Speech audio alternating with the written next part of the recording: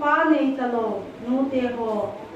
apa talo in sunga cha te hon tunin pa te pina ka gya do te se nin te ka tin he aze tu tunin e ho kham e ho society hi lo le ku ki cha te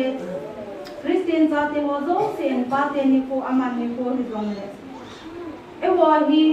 idam sunga ki hom tho lo i chin te le ki hom tho te hi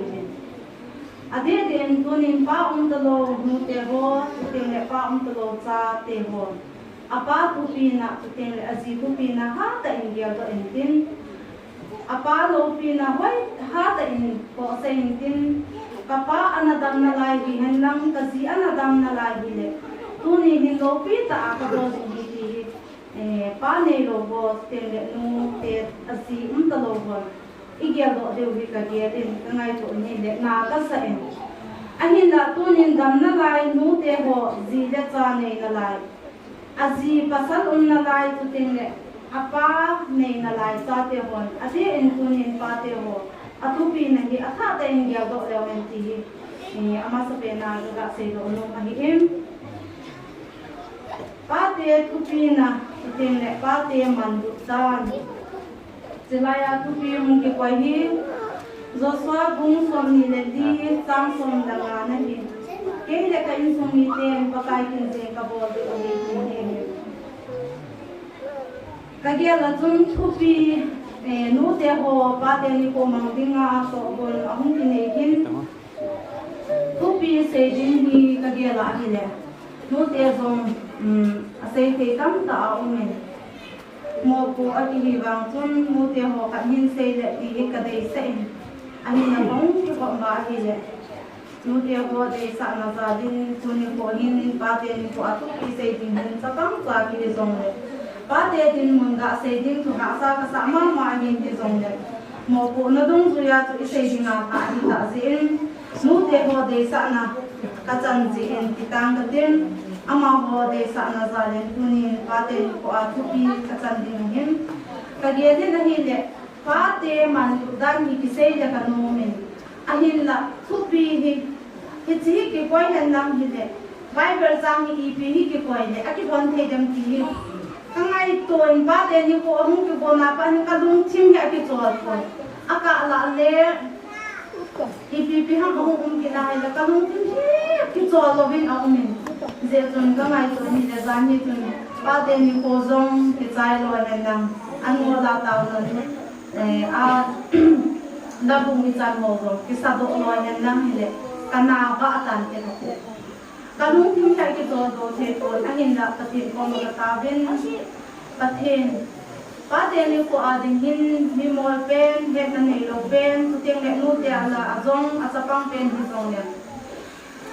pa te din mun pa te tupi na se ding di kalung kimin a omin ni se to ki ron ding ni di thu hi ki se le phadi ham ti ka ge se ka ngai to jing in patin kom ka ta bin kalung ti mahin Joshua bung son ni le di sang son na na hi ki ta hen lang a tupi hin ke de dam ta hi le pa te man du dan hi ta hen lang a bible chang se he Joshua bung son ni le di sang son na nga tin ki ta le ka ti ahin la ho bung lam ka ho to program ki sim ho ka be ko mo be ni de ki chi su di the lo di ni bible chang ta he ti phan chu ki chi bible chang ni ka hin ta o ahin ka ki bon na to hi chla ya hu ki ta ahin kain se ma zo lo wa tiang le kan se tiang lo wa yong le pa te ho ahin in nu te ho ahin ne na ngai tiam wa ho lam ka ho en kain zo ma the lo wa chu tiang le ahin na bang ta kain se lo the lo jong le ne na ngai tiam di in ama sa in taw na kan ne na sa he ba te man lu dan di ama sa pe na khat na ga se no chu in se ta bin azi la lai ho chu tim le apa dam na lai ho hin pa man lu dan di ne tim do ni pa te man lu dan ni se dinga le pa be za hin ko man manghon se ga nam ni le aman du dan hol ta se do te ni tunin pa ne na lai ki je tun man lu dan di se dinga ma le tun ki se bong zo lo di ni ade den tunin pa te gi atupi in na thupi bin na man do bin te bezahin minu hi macha ki bote pot minu tam ten kacha te wanga ka hin hi kacha te wanga ni chin sungai ka chen hi ati wangin hello a hi kicha te zala ki chenga ki gel wanga izi en ei su long ha nga hi le kicha te zo se le ilam in sunga til zo se sa nga izin ne ka ilung han na ding ase pa ki pona a in lang di hung thei zo Hizan gaya so pate himan do hi. Hize chun nu te ho hin cha te zala ka chen hi akiti banga. Izi te zala ki chen hi bo hin hize chun pate hinaman do be ti ha ma sa penta ka se do no mai.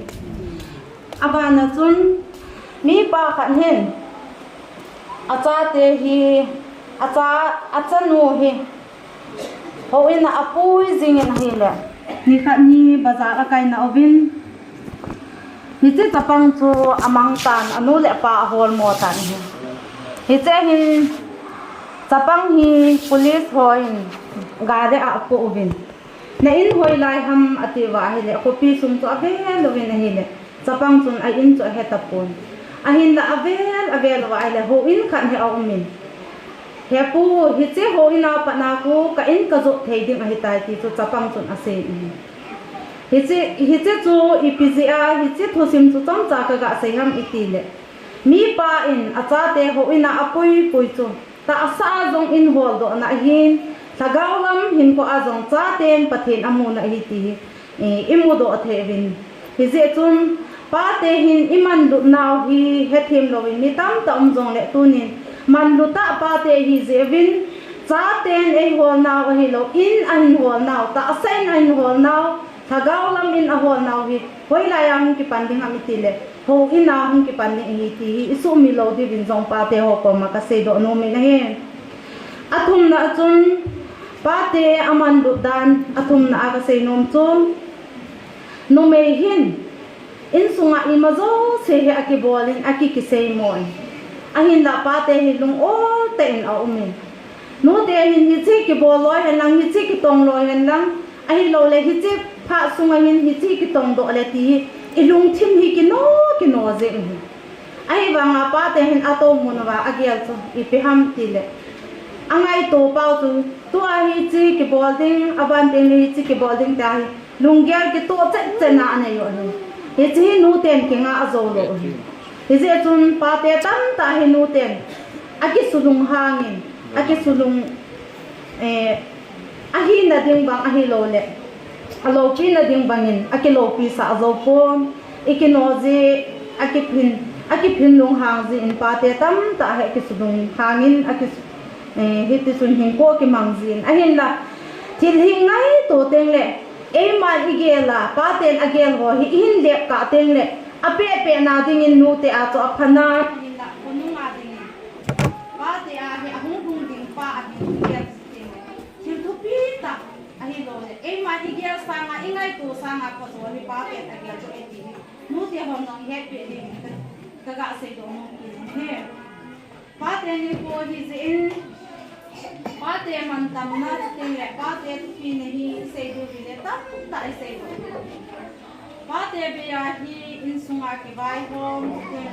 hi ma cha am the lo hi se chun pate ni na man tam ubin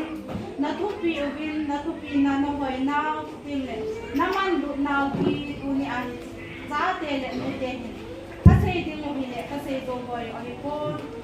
chun tu ni in pate ho zo se naman lu naw hi atupi in je chun zo so bung som ni le di chang som la nga na choga asimutin aban teng le job hin ko job bung khat chang nga na to anasim do tin nu te ho an bible chang an sim do ta vin pa te ho na cha te chemo suno hi un pakai tu hila ton ki chu na le til ko na lamin se le sa zowin ati bang hin tuni in zong mi pa man luta pathenin hin ko dam na epi ho hi pakai tu hila ton ki chu na le til ko na lama cha te ho hin ji te ho hin se le sa ding in zong pa te ho ikiti mun he zo so bung som ni le di chang som le di na panin som langa ge hin sim dang katin Hiji chun tun pakai higing on lang gunchu ta le kita ta in ama kinjing bolovin luipi gal gamsung le Egypt gama napu napatevin anaho pathin chom chom lim kisim thu ho chu paido so helovin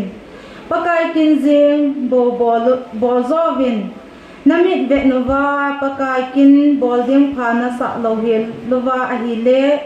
ipipenta kin bola na panding diuham tunin kilhen zengun luipi gala na puho na paho nahobu pathendim sim thu ho naho diuha na chenau gamsunga amon minte pathendim sim thu ho zo naho diuham keile kain sumi ten wang pakai kinjing kabol diu ahi ati pathen thu theng isim do naw pathenin iho adim chin phathe bo pi hen lang chilai bible chang isim do naw hin Joshua hi pathenin Mosi Egypt gama kona ami Israel chate puido denga anangan se zowa Mosi bana dinga Mosi in Joshua le kelep anathenin Joshua hi pathenin ami te Israel chate kanang gama puilu dinga ngan se na chuting le Mosi thathenga dinga anangan se hi hicahin ama in ato na hin Joshua tusim hi ivet na ahile abula pana hi ivet na ahile pathenin hanin lang hangin nakichat lo ding hi ha hang ta in pangin ki hi Joshua hi athumom na hi hije tun ama jong hang san ta in pakaya dingin apangin ami te chu anapui hoizin aman apui hoi sungin kita ata le gunchu ta in anapui hoyati hi Bible changa imu uven job sung even na ahile mi pa manlu dan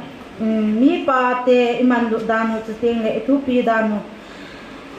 akilangin job bung kha changa na chu isima ahile job hin jingpi te in athovin achate adingin achate za dung joijin chapa thumle chanu thum ane hin acha te za dungzui chen jingpi ta in athovin mai cham asem jingin tanglo helin pakai ang sunga mai cham asem jinge ti hi modi o hin hi chain zob hin ko hi ve na hi le acha te adinga mai cham asem jinga acha te adinga tauna aman jing hin pa te ho ahilo le tuni hin Christian pa te ho zo silongel ko ka ngai to le hen kat zom hin ipi sayam itile kacha te hi pathen dei lovin ana khaventin pathen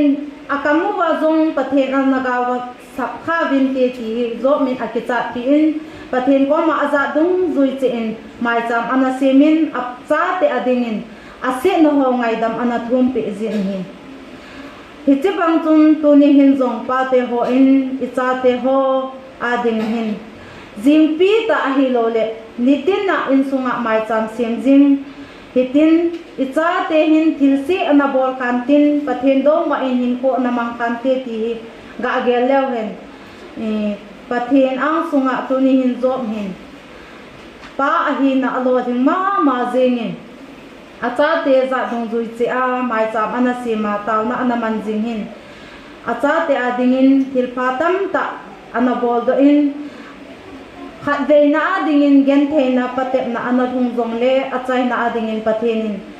ane atamin pathenin phathe anabu eti hi job hin ko a imudo thevin hi chlai ya iga la do no mo chu ipiham itile tanglo hela pakaya dinga achate adinga mai cham asim pa hi tunin jong pate ni ko imanaw to kidhanin